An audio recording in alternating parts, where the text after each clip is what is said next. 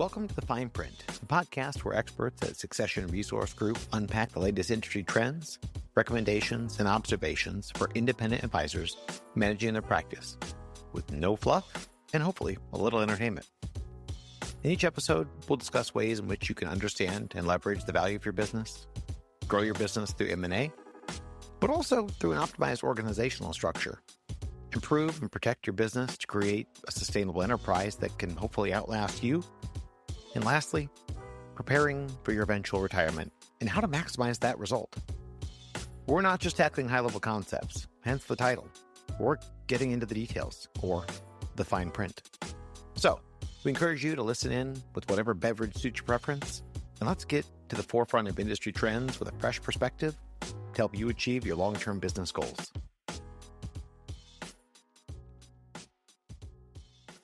Today's topic is contingency planning. To just kick off with essentially an overview of what contingency planning as a service is in terms of what we offer at SRG. We get a lot of questions from clients on not maybe what the service is, but misconceptions of what the service is. So I thought maybe we'd debunk some of the common misconceptions as we essentially describe what the service actually is. Yeah, good jumping off point. And to your point, I mean, when you think about succession planning, right, it's planning for your exit. So I guess I could see how clients would get to death, disability would certainly be an exit, right? And so why doesn't succession apply? I mean, I guess it kind of does, but it's a lot easier to tackle the subject if you bifurcate retirement, which it could change, as opposed to death and disability, totally different risk profile. But even the term contingency or continuity, I hear those terms used sort of interchangeably. So I don't know. From the seat that I sit in, having talked about this topic long enough, you're spot on, Julia. It just gets called succession planning generically. I just feel like having worked with clients long enough, and I know you've talked to them too, when you say succession, then it just sort of lumps retirement into that conversation, which then makes it a lot harder to plan for because they're just such different topics and problems to solve for. I think what has helped in conversations that I've had with clients is just to consider the time frame. Succession planning usually is long-term planning. So this is where you are growing your successors, you're mentoring them over time. There's definitely a process involved in getting someone on board who eventually is becoming an owner. With contingency planning, we're talking about emergency planning. So this is where we're talking about death and disability type planning. So this is something for events that happen pretty rapidly, and we need some sort of exit plan or a contingency plan that can be easily implemented so it doesn't take a lot of time in order to get results there. Yeah, and I've always kind of thought of it as contingency or continuity planning is kind of under the umbrella, so to speak, of succession planning. It's part and parcel of it, but definitely solves for a different issue. Well, at your point, if you really start to slice and dice the terms, right, succession can encompass a whole bunch of stuff. But I think about it, the lens that maybe an RIA would be approaching this from. I think you probably know where I'm going with this, right? Contingency aspect, right, of like, hey, I go out to lunch today and I don't come back. Well, who takes over the clients, the servicing relationships, executing trades, right? Like, and I'm at lunch and the market plummets, gives me a heart attack and I die. Who takes care of those clients? But then you have legitimately like continuity concerns of like, hey, if there's a flood or a hurricane, how do my clients get access to their accounts? And these are all different things, right? I know, Todd, from your background and previous seat you sat in, I mean, as nuanced as those terms are, contingency, continuity, I mean, they kind of can mean different things, right?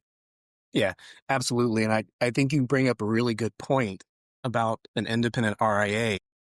To your point, the SEC came out a long time ago. We've always had a requirement for business contingency planning, right? And to your point, it's natural disasters, floods, earthquakes, things of that nature. But then later the SEC came out and said, they didn't give a lot of guidance here, but they basically said, you need to solve for your unfortunate immediate exit due to death or disability. So all of the states that I've looked this up on have followed suit with that. So it is something that's definitely a requirement for RIAs out there. And then on the broker dealer side, I mean, there's not a requirement for it, but In my experience being in broker dealers that had OSJ models, if you didn't have something in place in writing and on file with the broker dealer prior to something happening, then there's absolutely no obligation for anyone to do anything. And basically, it would be up to the OSJ to move those clients wherever he or she felt like they should go, oftentimes to the OSJ, or someone else under the OSJ to be able to keep the assets under the OSJ. But there's no contractual obligation to pay any remuneration to a beneficiary under those circumstances. And real quick, I want to talk about that a little bit, Todd. So this is a conversation that comes up quite a bit in the divorce valuation work that I do, along the lines of like personal and enterprise goodwill, specifically on the registered rep side of the industry. So as a registered rep, you are a contracted agent through a broker dealer. In the independent side of the industry, they allow you to transfer basically those clients are being serviced by you. If you choose to leave, you can take those clients. We may not help you if you leave our broker dealer, but the contracts are with us. You are the servicing agent. Now, bringing this back to continuity planning. In the RIA side of the industry, you don't have that support or back office that has an interest, one, because they have the contracts, and two, an interest in maintaining those assets. So splitting this up into the registered rep side of the world, RIA side of the world. On the registered rep side of the world, let's say you're taking your golden doodle for a walk and you cross the street, forgetting to look both ways because you're on your phone checking out what's happening on Facebook, and Bud Light truck comes and takes you out. So what happens to the clients in the registered rep side of the world versus the RIA side of the world if you don't have a continuity plan? Yeah, and again, that's exactly what I was saying. It usually, if there's an OSJ structure, it usually just reverts. The decision is the OSJ's, or if there's not an OSJ structure, then it's the broker dealer's decision on where those accounts go. And that decedent has absolutely no say in who takes their business over and who takes their clients over. There is a group of clients, assets to manage, revenue to be generated from those assets. You pass away as a registered rep. The common statement from registered reps is, well, if I'm not here, there's going to be no money generated from these clients. They're all just going to go away. I don't think that statement is necessarily accurate because, again, the broker dealer has a vested interest in maintaining the contracts that they have. They're just going to reassign them to somebody else. Yeah, they could reassign them to someone else or just make them house accounts. Okay. What about on the RIA side? Yeah. So let me go back to that statement real quick. So they can make them house accounts for any of the securities business, but not the advisory business. There has to be an IAR on those accounts to be able to get paid. Some custodians obviously have a vested interest on the RIA side,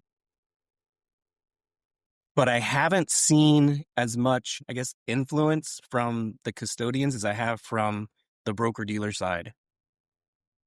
And then obviously you have situations where you have hybrids. You have somebody who's clearing through a broker-dealer, but also has an independent RIA, and they clear through an outside custodian. So that makes it even more complicated.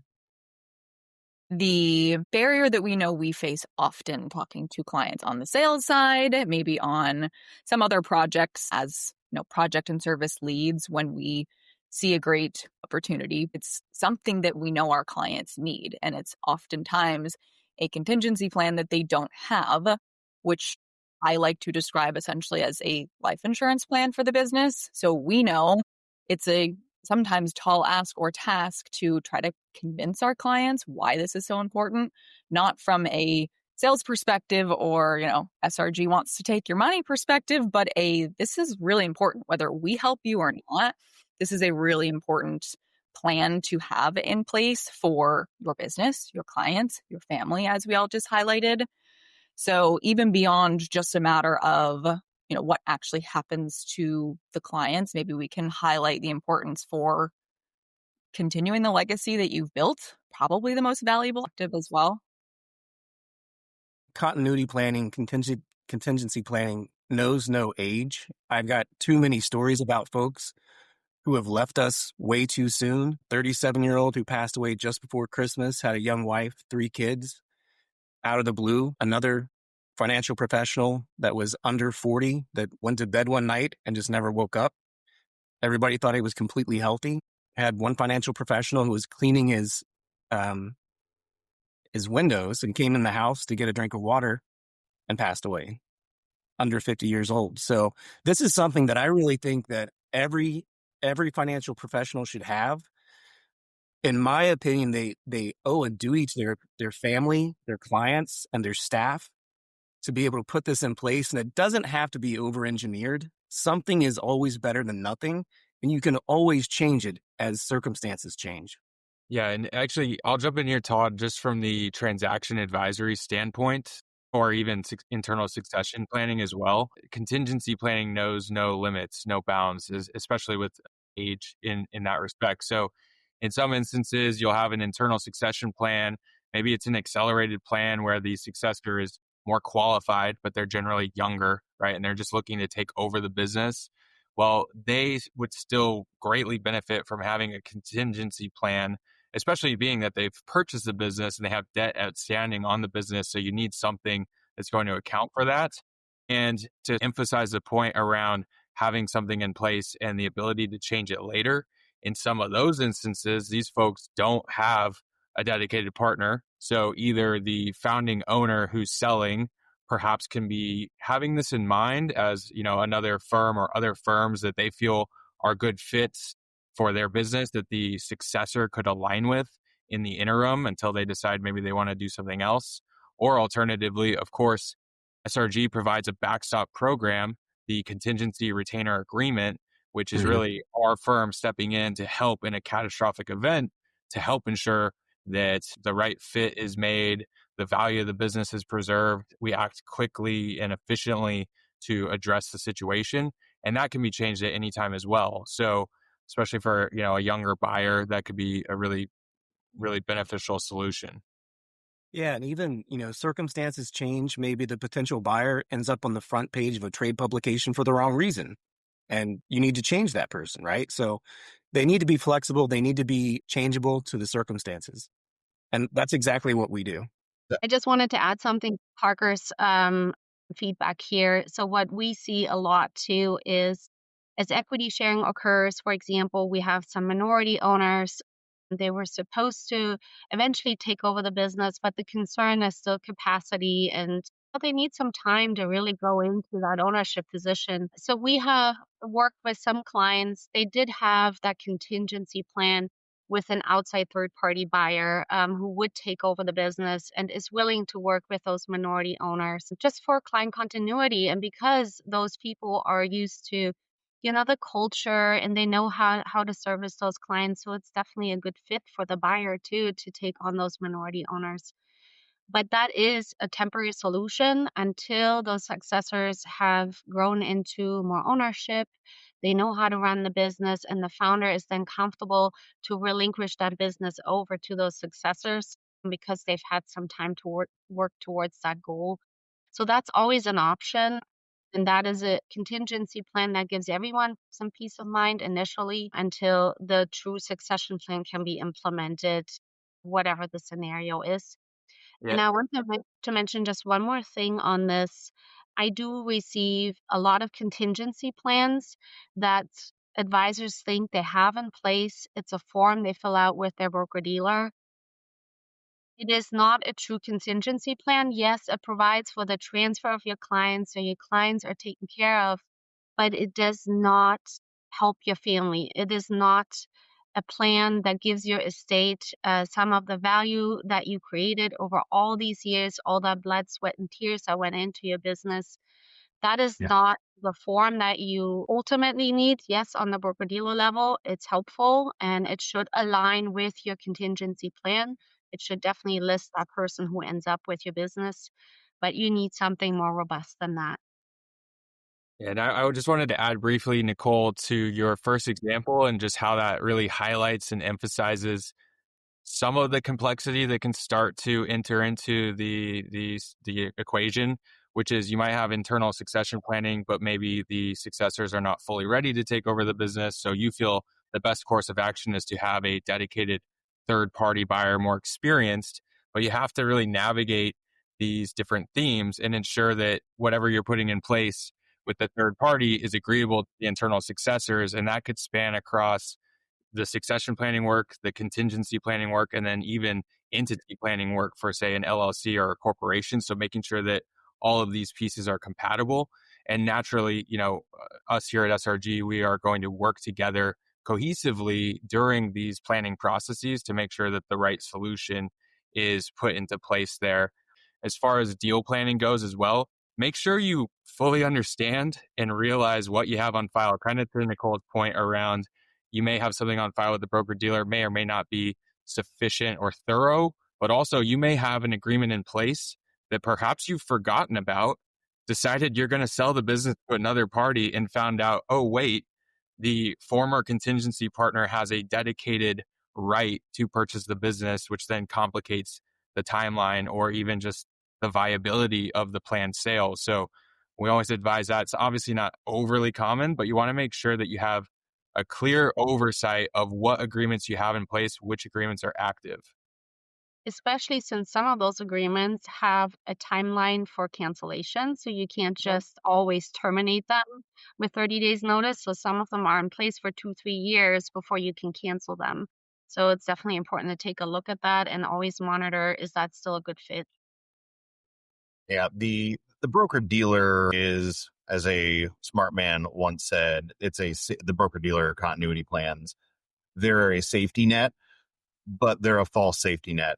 It's a safety net that's maybe a foot off the ground. So it's not going to stop much. Really, the intent of continuity planning is, yes, to protect the value of your business. I would say that's kind of more along the lines of like the selfish bit of it. You've put time and effort, you've taken risk to grow this business.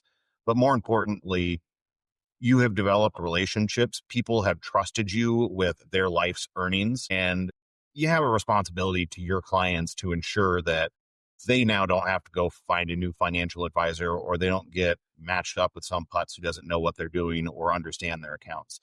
So proactively taking the extra step to engage in continuity planning, deliberate continuity planning, where you at least have some control and foresight in direction as to what the outcome is going to be, is important.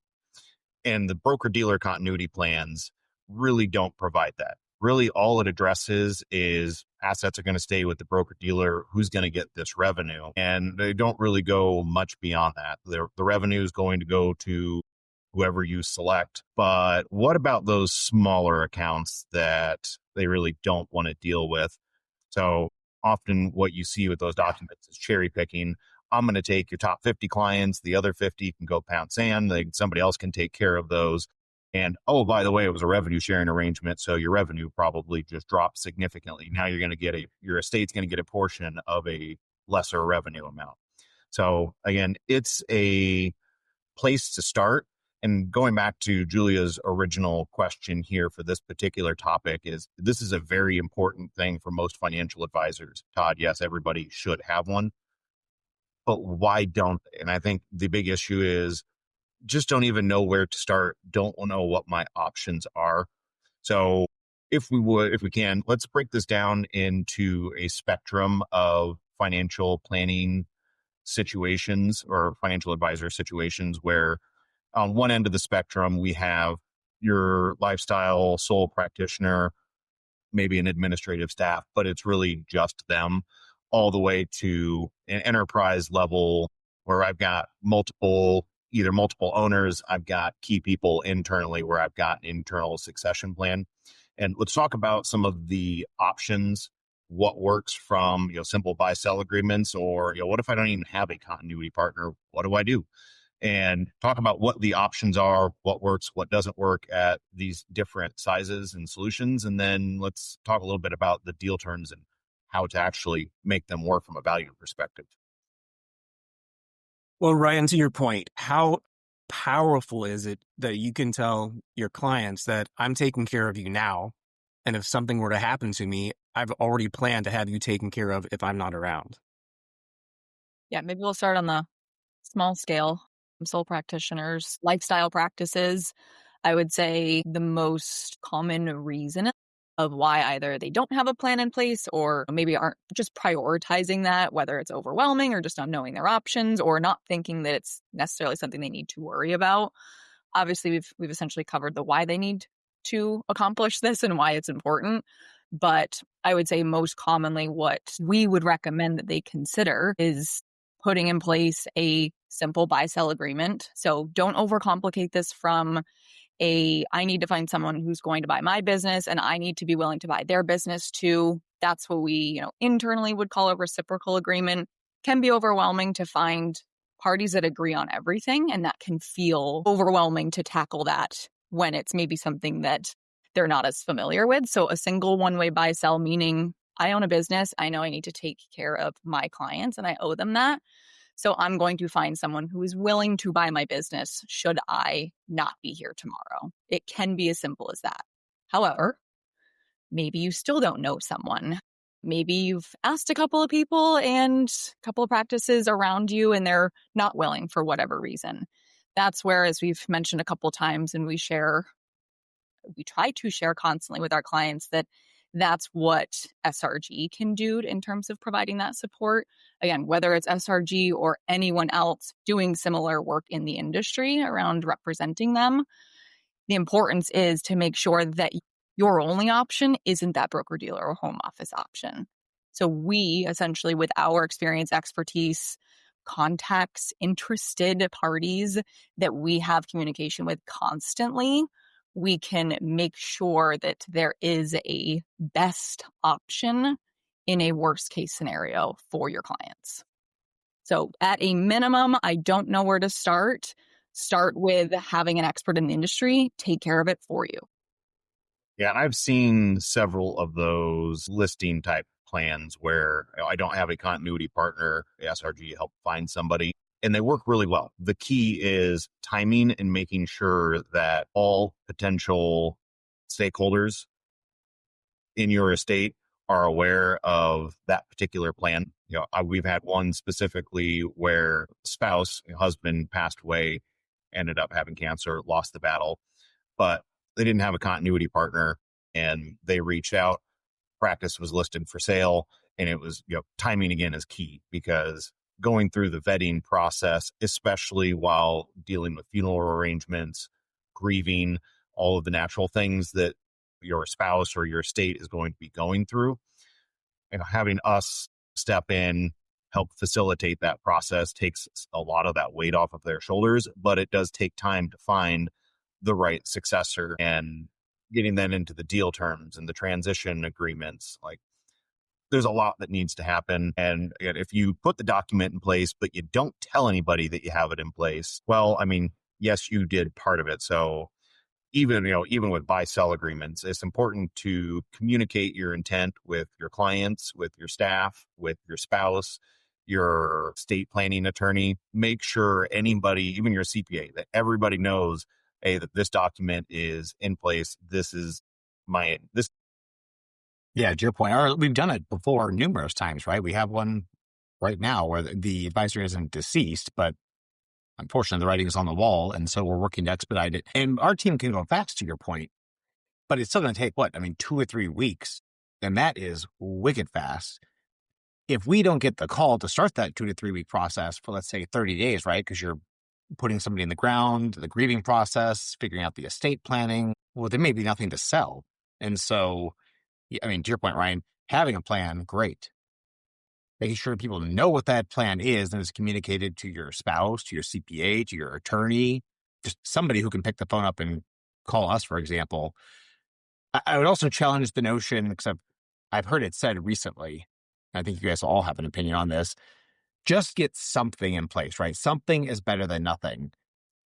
I get the premise of the statement, but I would also say I've seen what the something is when firms say that something is better than nothing. And the problem that I see is when they put the something is better than nothing solution in place, like just a basic template, I check the box.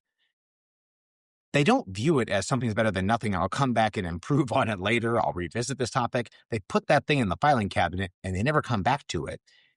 And when I see these solutions put out there through just basic free templates, ChatGPT, Gemini, whatever your large language model is you're choosing to use nowadays, I've seen people generate that stuff. Again, you'd think something is better than nothing, but I think there's some cases where something might actually be worse than nothing, which I hate to say.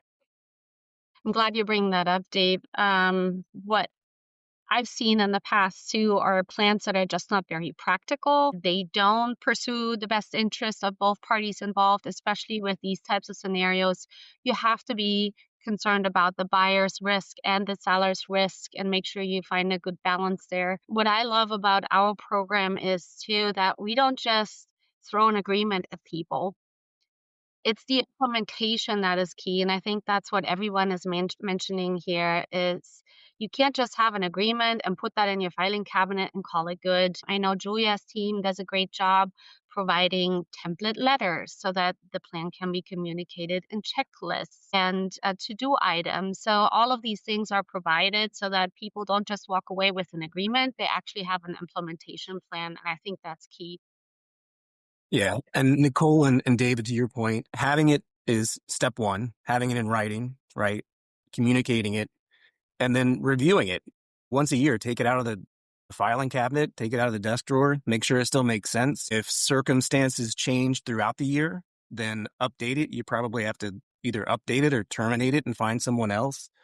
But then just from a mechanical standpoint, I've run into the situation multiple times where licensing was an issue. So you have somebody with a 66, 65, 7, but their buyer only has a 6, right? So that's just not going to work. And then the other thing, just from a mechanical standpoint, is once someone terminates from a broker-dealer, be that because they're disabled or they die, that broker-dealer, per FINRA rules, they have to U5 that advisor within 30 days. So David, going back to your comment about if you take 2 weeks to reach out to us, then basically you've cut that window in half, and those accounts have to move. So if that's the case, then they're probably going to move twice, and that just causes a lot of client disruption. Yeah, and I want to jump in here actually and add a few additional angles as well. First and foremost, like you mentioned a moment ago, Todd, you want to review the plan periodically. And something I would say as well, lending back to the consulting that Julia and her team provides, is that some of the terms themselves can be crafted to be a little more dynamic, a little more evergreen, if you will. A lot of times we see things where someone set a rate years and years ago, and that's it. It says, you're going to pay 1.75 times on the business. Doesn't make sense at all in today's state. I've actually seen some back halves of some deals that have really ran into some issue. Retirement clause, because the seller had the ability to solicit or receive bona fide offers, and then the buyer had to match or pass the offer. And it got really complicated, but long story short, produced a very negative outcome for the buyer, who was a joint partner with the seller. So you do want to be very wary and clear on what your terms are. But outside of that, you could even have something like a valuation methodology that's required to be updated periodically. Otherwise, the agreement will then be terminated or not renewed. So again, it goes back to there's a lot that goes into the planning around the terms that's going to make that agreement more durable. The other facet I wanted to revisit was around the, most unfortunate scenario where we don't have that dedicated partner outlined. Of course, we have those the retainer or the backstop programs, but we've even seen on the deal side, the transaction side, where folks don't have an agreement at all. They're part of a larger team, and the spouse is left to sell the business. It's generally an agreeable, scenario amongst buyer and seller, but they need someone to help bring this across the finish line. So we've had those scenarios brought to us, and we've very rapidly brought those deals through to completion as well. So even if you didn't have a plan, just knowing a firm like SRG can help you is really critical as well. Well, I don't want to toot our own horn here, but anybody who says that's about to do it. When I listen to you, Julia, talk through this stuff with clients and talk about how we get to evaluation, how we fund this thing with what if it's death, what if it's disability? Maybe we use life insurance, maybe we don't. Think through the taxation of the deal. If it's maybe just temporary disability. And there's so many things that I hear you consulting on, and you're very expeditious about hitting these points and working through it. The idea of somebody just getting, let's say, a free template, filling in some blanks, and then putting this in the filing cabinet and thinking that they have some level of protection, I don't know. It gives me pause. I get the need to satisfy some of the compliance concerns, maybe if you're under FINRA, affiliated with a broker dealer. Because Todd, you could probably speak to it better than I could, but you've got what?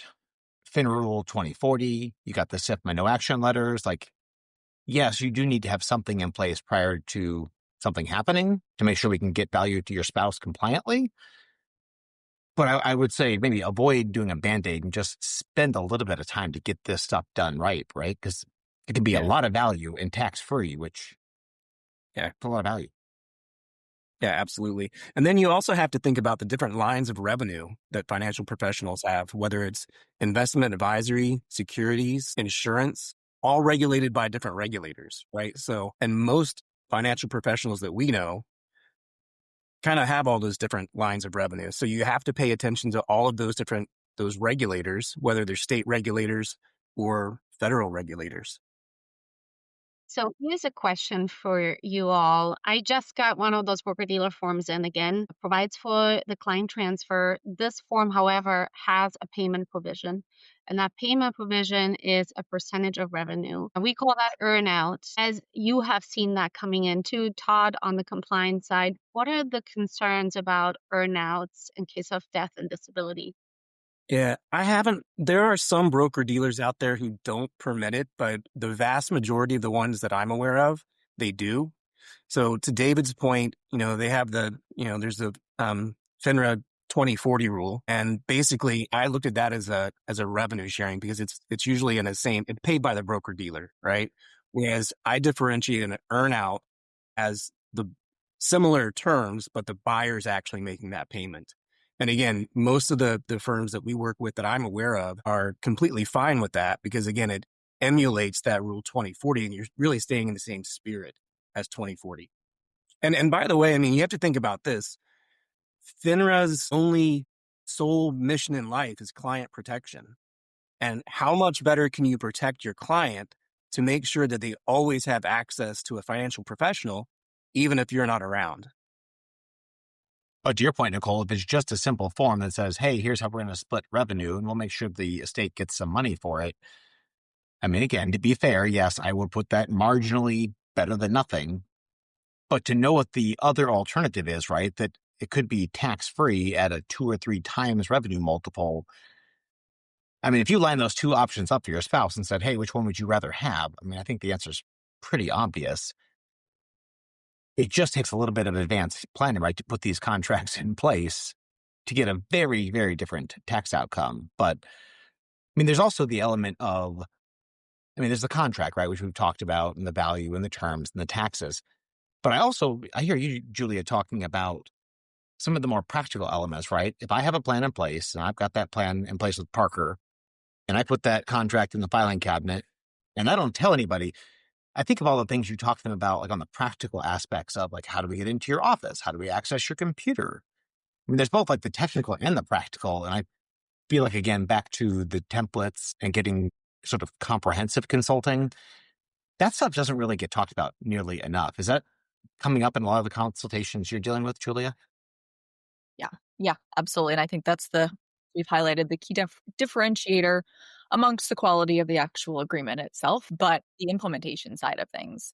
Sure, you can get a template from somewhere, or you might work with another firm who provides templates, but it's the implementation that's key that I do, of course, my best to cover all of those bases based on the actual questions or concerns that clients ask of us when, okay, I have this agreement, but now what? It's what to do with it. So whether the client's asking it or not, it's us being able to provide them with the recommendations. Mom, for example, recently filled out an I'm dead now what book. The importance of that. I mean, it's not fun to write, but it's the same thing doing that on your personal life side for your business. I know that all of our clients that we work with encourage that of their own clients to make sure that they have plans in place and beneficiaries named to protect their assets that they're helping manage. So do the same for yourself. And the key there is, to our point again, the implementation side of that. Yeah, and I can't overstate the practicality of the implementation enough, Julia, to your point. I've seen situations where someone's passed away. No one could get into that person's computer. He had a marketing program that was still going out for months to his clients, which was really, really confusing to them. Why they read the obituary, right? But they're still getting emails from this person. And the buyer couldn't figure out how to stop it, didn't have access to that program. And it just, again, it was very confusing to clients. Yeah, which I mean, even in the best of circumstances, Todd, half the time you can't get into your computer and you're alive, let alone trying to access your computer after you're passive, right? With two-factor authentication, I need your cell phone. One of the other things that I know comes up, and I get questions on this like at panels, and I bring it up because it just came up on a conference call with a broker-dealer RIA that shall remain unnamed, not relevant to the conversation. But the firm really didn't want, at the upcoming session that I'll be leading, doesn't want me talking about multiples, right? Because the firm has a solution, they'll be the backstop. And the last thing they want me saying is that, typical multiples used here are, between X and Y. Are you seeing big discounts, Julia? Yeah, we're really not. And that goes back to, again, Okay. using standard language, which is not the actual practical coming from experts that do this day in and day out, which is, for example, exactly what Parker does in his team, working through deals and having those practical applications. We tie that into, of course, from our perspective, if we have a plan in place and, those events happen quickly, then there should be no reason in theory to discount the purchase price when a buyer, a named partner, would have all the success in the world lined up to have a successful transition. So we're really not seeing explicit discounts, but rather protections built into that purchasing event that we actually do and see commonly, again, aside from death and disability, but that Parker sees and writes into deals where all parties are alive and well, there's just a transition of ownership. So things like look back provisions that we probably all heard, most of our clients have heard of, but building those types of practical considerations into even these death and disability agreements to strive for a successful transition. Because again, we have an order of events that we all know to follow, or whomever is alive and stepping in knowledgeable of this plan to ensure a successful transition, but God forbid there isn't. We'll write in then the practical next steps of how do we measure what that lack of ideal transition is, and then how do we adjust for that for the seller's benefit or the beneficiaries of the seller. And coming in with just from my expertise on the valuation side, and back when I was just a wee lad and had a full head of hair and was consulting on continuity planning, I would always advise people, don't guess what the discounting is going to be, because there's elevated risk. There's going to be expected heightened attrition. Yes, potentially, but there are deal terms available to you that actually make real-time adjustments. So from a value perspective, if you opt to have the practice valued at the point of a triggering event, you value the assets that are there and in place. So assets meaning the client list, the assets that are being managed, the revenue that is generated at the point of measurement at the triggering date, without building in what is essentially an arbitrary discount on, well, we think clients could leave. Because again, having seen this happen in real time, I've seen scenarios where there's very little, if any, attrition when a sympathy letter is sent out from the spouse, letting clients know what's going on, letting them know that a plan is in place and that instructions will be made soon. So with that, using the appropriate deal terms, because generally given the sudden unplanned nature of continuity planning, usually there's not any down payment unless there's going to be insurance in play. And typically when you're doing a third party continuity buy sell agreement, usually they're not going to be insurance. So we're talking complete contingent financing, easily over 10 plus years, and having a performance metric in the first year of the transition, year one, where after that dust has settled, then we can true up the discount based on real attrition that happened. But after that first year, like that's on the buyer's shoulders at that point. So that needs to lock in. That also creates that sense of responsibility of, okay, I've committed into this liability and this obligation. I need to service this client base. When that note locks in, I now have a debt that needs to be paid.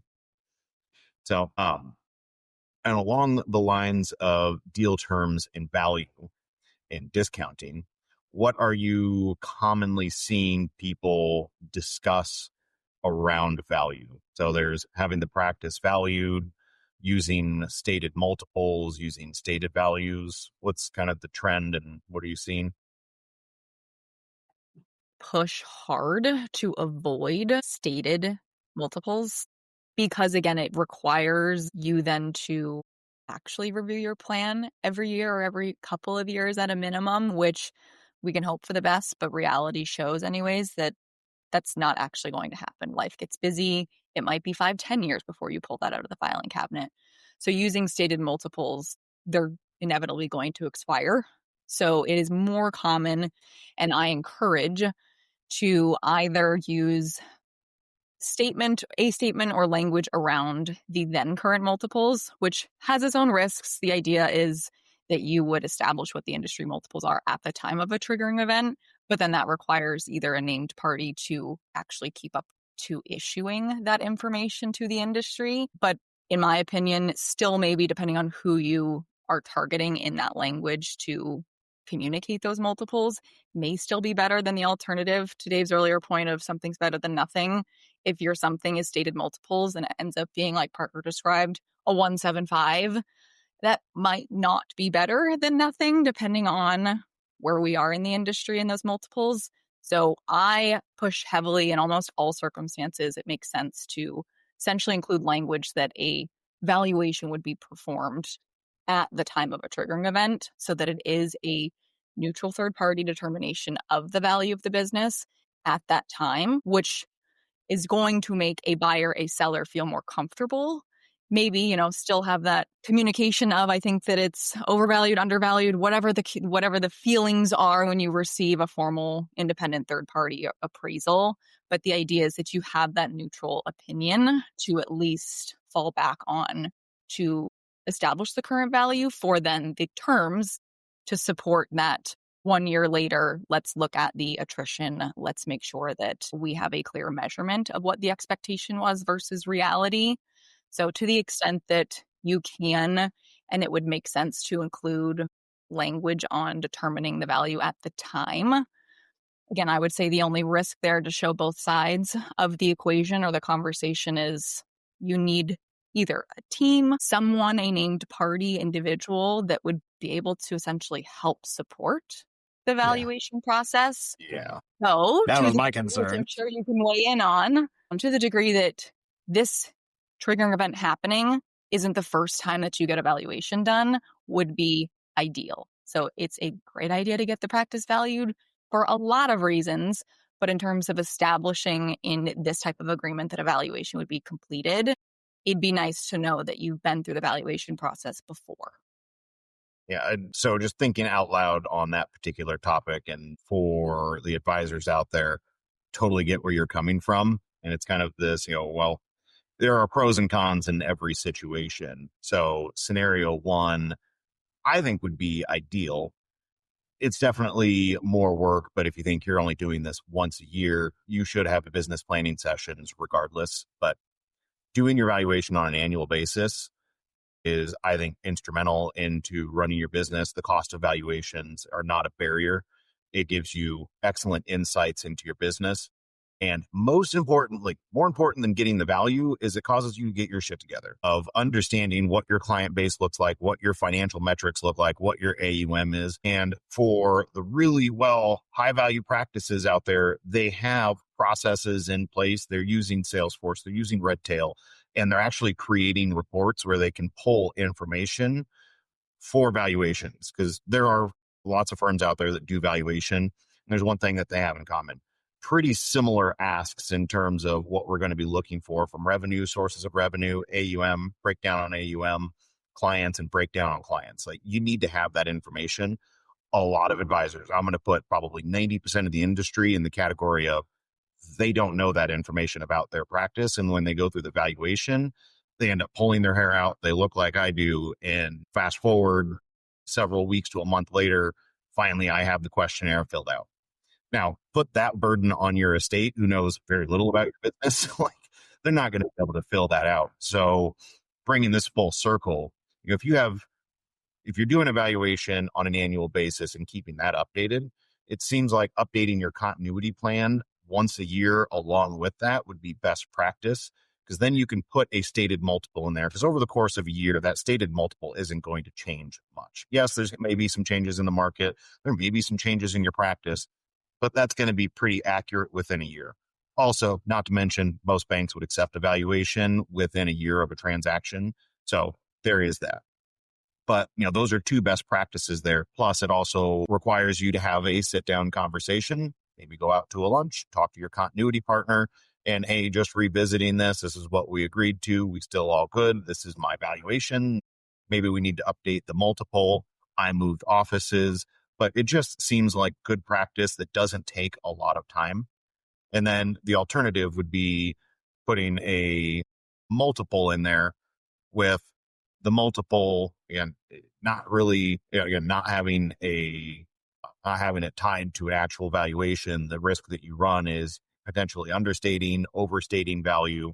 Like, it seems like anytime you're using a multiple in that document, it needs to be tied to something recent. Or if you have a request for evaluation, the issue that I run into almost every single time when we're doing a distress type valuation is I don't know this information. So I don't even know where to get it. Or like we mentioned earlier, like we can't get into the systems.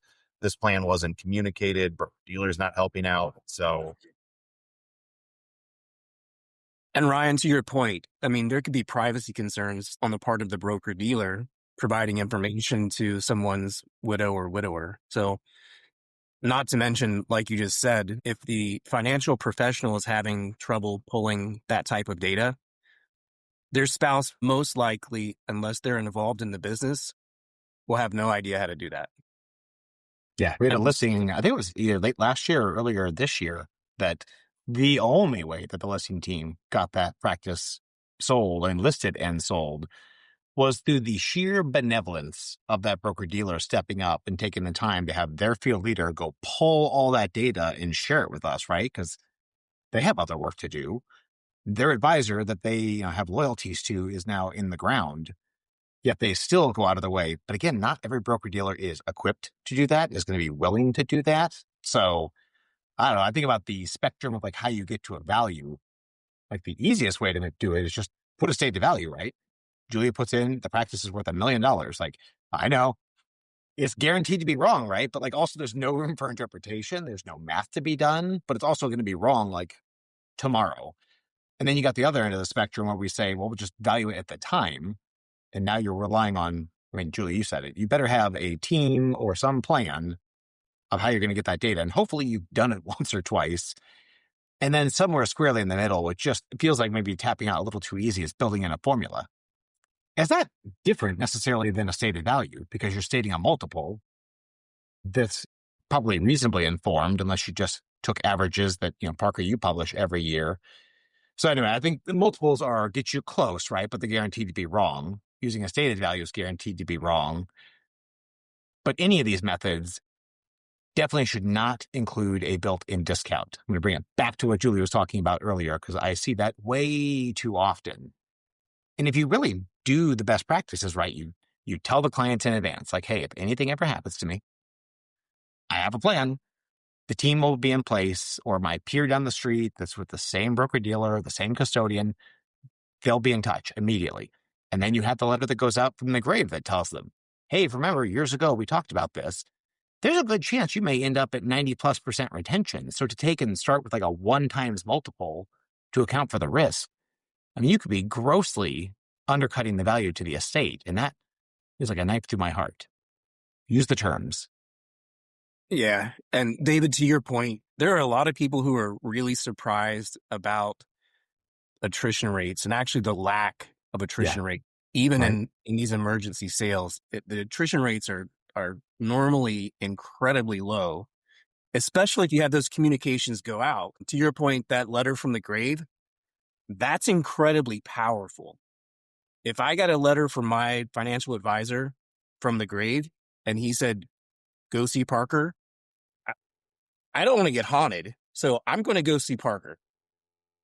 And for those So, advisors who are concerned about making sure the estate their spouse receives the current value of the firm without putting a huge burden on them for collecting information, collecting the data that's needed for the valuation. To Ryan's point earlier, it is best practice to get a valuation done annually, or if you can't do it annually, at least every other year. We draft that a lot on the entity side. So my team works with typically larger teams. Their goal is to get those annual valuations done so they're always up to date. They can take a look at the strengths and weaknesses of their business and make some tweaks there.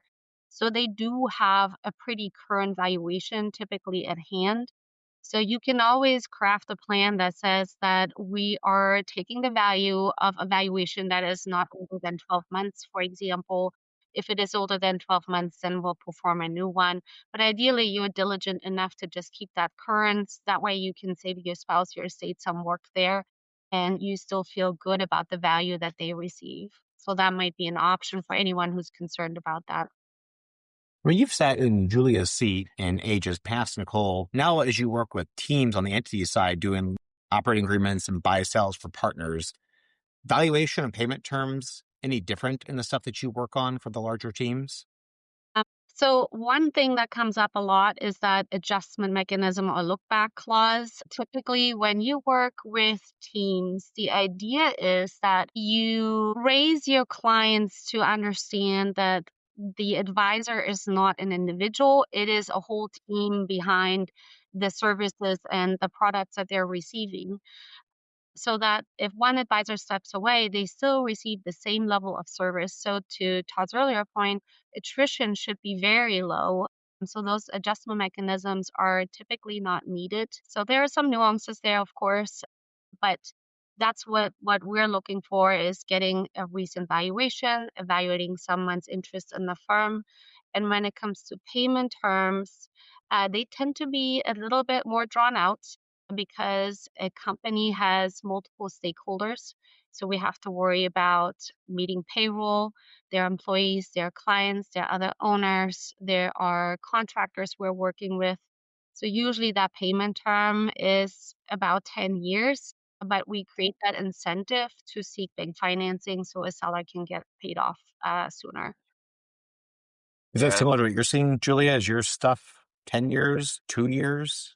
No, that's what I was going to call out as one of the big differences that I see between, for example, the death and disability language in the entity governance documents versus more of, again, what we would call a contingency or continuity plan, is a much shorter timeline on the note, again, depending on the circumstance and what the seller and buyer are willing to explore. We can always look at life insurance under the trigger event of death, but short of that or outside of that, maybe the life insurance policy doesn't cover the payment. Maybe you haven't died and you are, in a permanent disability scenario where that's not an option. We do explore that note. That's something that I often start the conversation with that's maybe new news or new consideration for clients. A lot of times we just assume bank financing, close out the estate, pay their wife, their spouse, or family. But to, again, in a fire sale scenario, expect that that's available probably is a tall ask. So we want to build in, again, the protections. Maybe that cash is available and the buyer will just pay that out or find bank financing within 30 days. Great. That's best case scenario. But I'm sure, this is something that Todd can resonate with. We have a contract for the worst case scenario. So we want to make sure that not only they're to easily understand for whomever is interpreting these, be it not you because you're no longer around, but that they make sense from a practical perspective of worst case scenario. What happens? So worst case scenario, we do want to make sure that a buyer is not an immediate default, that we have at least a note over what's typically closer to 3, 4, maybe 5 years, but a much shorter term on that note. I want to just quickly offer an explanation why those payment terms are different. In my scenario, we're dealing with a team that has a set income stream pretty much. So we have that income stream, we have our expenses. So we're dealing with basically one pool of money. When we deal with a contingency plan with an outside third-party buyer, scenarios that Julia is dealing with, we have a buyer who has their income stream and their set of expenses. They're adding another income stream. So usually from a cash flow standpoint, the scenario is a little different so that they can pay this off a little faster. And it's a perfect segue actually to what I was going to highlight. Also, I think in response to Dave's earlier prompt, which was, how are we thinking about value in a contingency plan versus an internal company purchase? A lot of times that methodology of value can even be differentiated, just to your point, Nicole, around the synergistic or strategic buyer in the contingency scenario, where it's more of a market-based valuation approach to assimilate the business in under your own versus in the internal buy-in scenario. We are dealing with that dedicated income stream from this specific business, which will exist just as it did the day before, as it will the day after. So it's that income-based valuation that's most commonly utilized there. Doesn't mean that you couldn't have a freestanding business where the contingency partner is buying onto, say, a remote location, a fully encompassing operation. It's got a number of staff. They're buying into that entirety, which again would point more to the income-based valuation. But some of the differentiation is also that methodology of value. Yeah. I had two questions for you, just to get your thoughts on, because they've come up recently. And one we sort of touched on earlier. So I'll take the easy one we touched on previously, and that is the use of an earnout. Right? I mean, I think we get why folks would want to use an earnout. If I'll pick on Todd. Todd and I are going to create a contingency plan. I'm going to perceive that there's maybe some heightened level of risk, right? If I'm going to commit to buy his business at a moment's notice, right? He could be dead. He could be disabled. Maybe he lost his license. Come back to that one. I would hate the idea of committing to paying on a promissory note, right? Because I'm buying an asset that has the ability to literally vote with its feet. And we're in a scenario where Todd's just suddenly out of the picture. Letter from the grave or not, it still just seems risky to me. So I get why people would lean then into an earnout, which for those listening that don't know what the earnout is, it's just literally me agreeing to pay Todd's estate a percentage of revenue for 5 years. Pick the number. What are your guys' thoughts on an earnout, right? I mean, it certainly mitigates my risk and would get a buyer comfortable committing to be a contingency partner. Any downsides you guys could see? So in the scenario that you just laid out, where I'm paying a percentage out over time, there's risk in that. The alternative is I'm going to pay you out until a value cap. There's risk in that. So I think a well-structured earnout needs to have definitions around both time limits and value cap, because if you don't have the value cap, well, then you could pay out over a period of time and it could be very little. But I mean, ideally, if all the assets are there, it should pay out. But there are other issues that go into that. If you have the, so we get time cap, if you have the value cap, well, then you could be paying out for a very long period of time. So putting the, say this won't stretch out longer than a 10-year time frame at whatever the last valuation was, or an agreed upon number that when we hit this metric, we're going to consider all payments fulfilled. Well, David and Ryan, I don't know why you guys keep killing me off, but definitely earnouts definitely mitigate the risk. But the other thing that I've observed over the last 10 years is when someone buys a business, actually when a financial professional gets to a certain level, their growth rates tend to flatten and actually go negative. But when we see someone come in and buy those businesses, the growth rates that I've seen have been 9% the first year, 19% the second year, 28% the third year. So definitely understand from a buyer's perspective the risk mitigation, but most likely that business, those assets are going to grow. So you get them paying more for it. Yeah, which is fine, right? I mean, you're more than happy to pay a little bit more because you've brought in more assets overnight, essentially. I just go back to, I think, Brian, you said it earlier. What if something like that happens? Todd's dead. I buy his book of business, but I just had a baby, or I just bought a house, or I'm just not feeling super motivated right now. If I'm paying a percentage of revenue, like I have no skin in the game. So, I mean, I know how often, Parker, because we've looked at the deal stats together, I know how often earnouts are getting used in like peer-to-peer deals. Do you ever use earnouts either for a fixed period of time or a fixed amount, Julia, when you're doing these plans anymore? Like, I know we have the language for it. Yeah, not often. And it's also from a perspective of, hypothetically, the seller may not be here. So now we're putting the responsibility, essentially, the keeping that up to date, keeping a check on this earnout, making the adjustments to either your wife, your family. Maybe you do have a very reputable representative, someone that's more than capable. I'm not suggesting that your beneficiaries or someone on your behalf wouldn't be, but it's high expectation for a group of individuals who are likely grieving you on top of everything else. So it's just not as practical from that fire sale perspective as well. Well, and Todd, you recently have been in that broker-dealer environment, and you can't tell me that there's never any math errors, right? And like how things are paid out. And you had a spouse, to your point, Julia, who doesn't know how that math is being calculated anyway, let alone the source of the data. So I don't know. I get the validity of an earnout as a risk mitigation tool, which is why I suspect it comes up in a lot of the conversations that I'm privy to. I just wasn't sure how often it actually gets used because it just seems fraught with risk from a practical perspective. Yeah, the other issue you run into is, like, to your point, the spouse doesn't know necessarily what is normal in terms of revenue production for the business. Maybe they do. I'm going to assume in most cases they don't.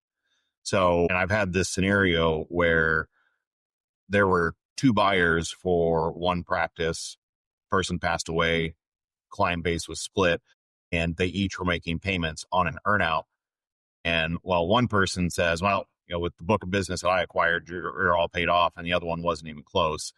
And so the spouse needed help understanding, like, are they actually paid off? And based on this contract that they agreed upon and put together, there wasn't much language in there. I don't know what's normal.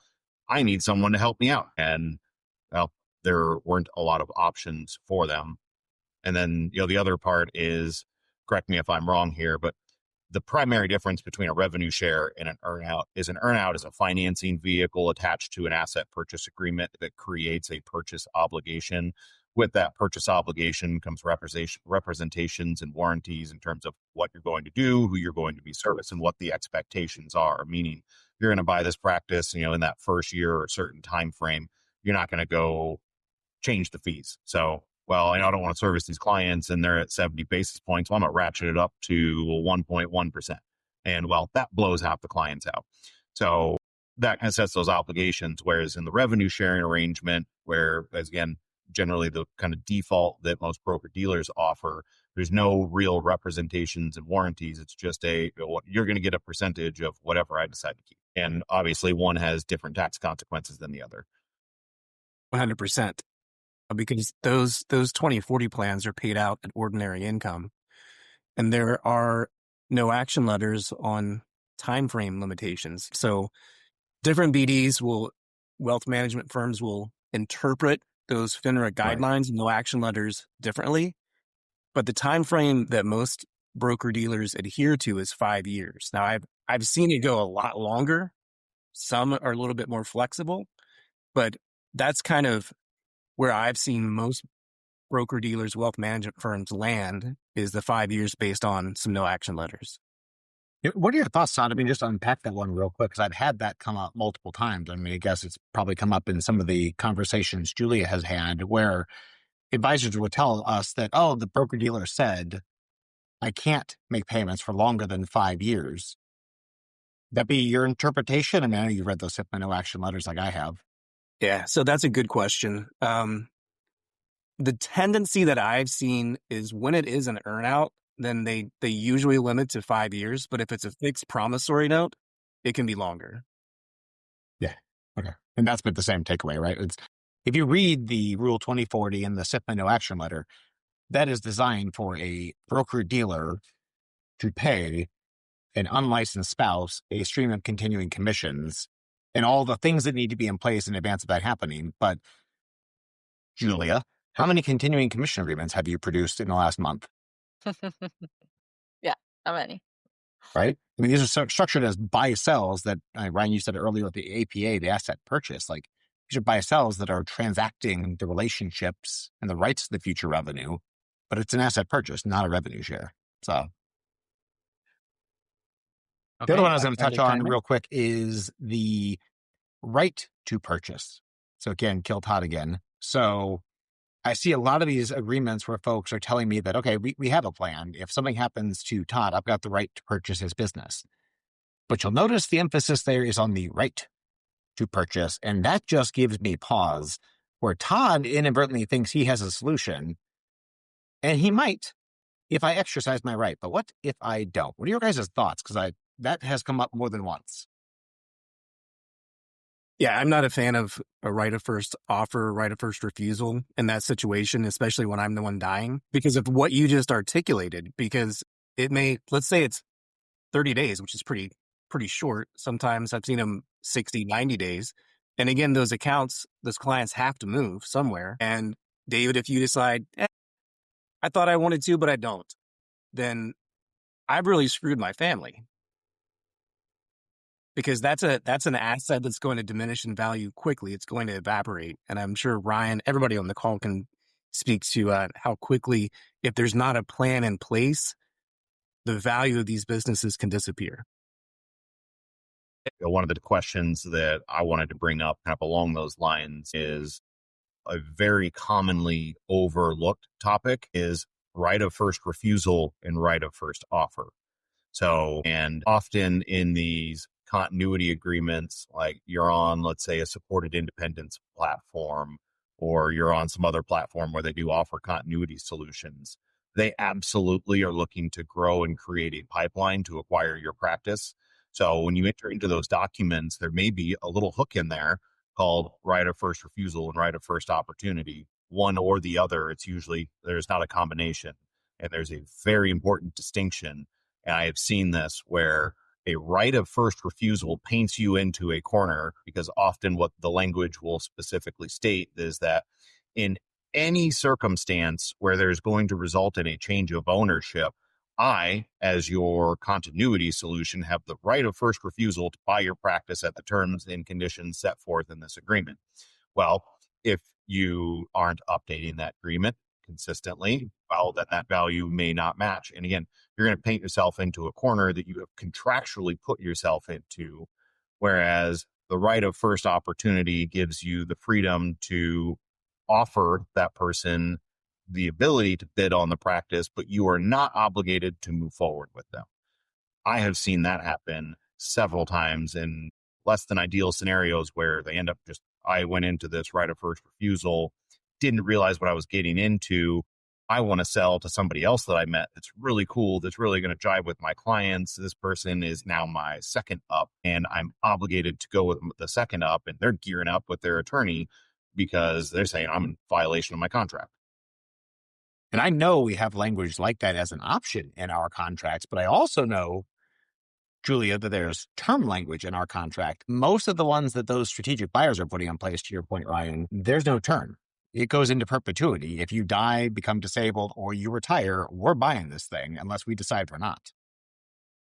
Well, any final thoughts? Thanks, guys, for weighing in from each of our common but unique perspectives on the topic of continuity planning, contingency planning, succession planning, how they're similar from a holistic planning perspective, but they are different in terms of how we can uniquely support our clients and their needs. I And know. I'll just say they certainly impact all the different aspects, right? Like, Parker, you didn't talk as much about this stuff because you focus on when people are alive and transferring their businesses. But I know it comes up in the obligation section that the buyer needs to have life insurance. They probably need to have a death and disability plan if I'm going to sell my business. So it comes with the buyers. Nicole, you talk about it ad nauseum in the buy-sell terms. Julia, you live this reality every day. Ryan, I guarantee you talk about it at least weekly, if not monthly, from a valuation perspective. So it's one of those things. I go back 10 years ago, and I feel like contingency, continuity got talked about a lot. And nowadays, I feel like even though there still are very few advisors who have a solution in place, it just doesn't get talked about as much as it should. It is simple. It is cost effective. I don't think there's a reason to not have one. Even if you don't have a buyer, SRG has a great solution. We can serve as an advocate for your spouse, your estate. There should be nothing that holds back advisors from implementing such a plan. It will give you some peace of mind and making sure that that fits your needs. I think our team can definitely help with that. I would echo that and just say, you want to have something that's practical, that makes sense. You do not need to over-engineer it. It's more simple than what people think. We do this. We pump these out on a regular basis. We can help with the nuances, with price terms, the practical aspects, the documentation aspects. So I truly do feel that financial professionals have a duty to their clients, to their staff, and to their family to put something in place. One of the big issues that I mentioned earlier is just, I don't know where to start, which is why I think a lot of people understand the importance of it, but haven't reached out because they don't have that internal solution like you have when you've got multiple partners or when you have key talent in your firm that is appropriately licensed and familiar enough with the business to step up. So just making sure that, if you have questions, reach out. We can talk to you about solutions. We can help you strategize. And we also have resources that we can share with you to get the creative juices flowing to think about how you can put actual actionable items and contingency plans in place to protect your practice. It just really takes that first step of wanting to solve the problem and put the time and energy, because it's really not that difficult from a time and monetary investment, but the impacts and the benefit of it are astronomical. And that concludes another episode of The Fine Print from SRG. We hope you found this episode both interesting and valuable. We encourage you to check out our website at www.successionresource.com. And of course, connect with us on social media for the latest happenings here at SRG. If you just can't get enough of The Fine Print, we invite you to join our monthly webinar series and newsletters where we address many of the topics covered in this podcast in greater detail. Finally, if you enjoyed today's episode as much as we did recording it, please leave us a review, a good one, mind you, and tell your industry friends about us. Your support helps us continue to bring you the best content possible. The information covered and posted represents the views and opinions of the guests or individual hosts and not necessarily the views or opinions of Succession Resource Group. Content has been made available for informational and educational purposes only. The content is not intended to be a substitute for professional advice, as amazing it might be. Always seek the advice of an expert with any questions you may have. As always, we at SRG stand ready to help when you're ready.